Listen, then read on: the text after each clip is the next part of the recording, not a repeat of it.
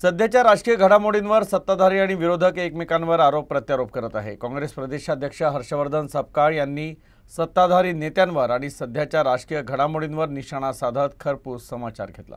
अब मारा तो मारा फिर से मार वाला अशा प्रकारचं एकंदरीत हे कुठेतरी चव्हाट्यावर आलेले भांडण आहेत। मुळात विषय हा आहे की नाराजी नाट्य बिट्ट करायपेक्षा खरं त्यांच्यात जर हिम्मत असेल तर सत्तेतून बाहेर पडून दाखवावं।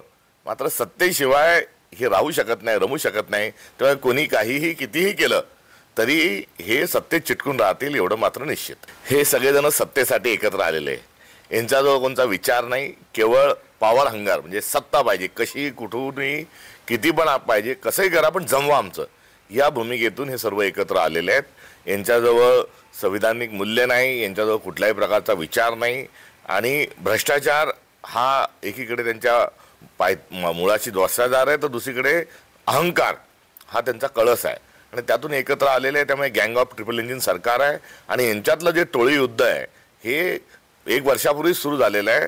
आपल्याला आठवत असेल की नुकत्याच 2-3 दिवसांपूर्वीच वाचवा वाचवा वाचवा म्हणत अजित पवार हे दिल्लीला गेलेले आपल्याला दिसले। अमित शहांना ते भेटले आणि त्यांच्याकरवी त्यांनी ही एक क्लीन चिट आणलेली असावी।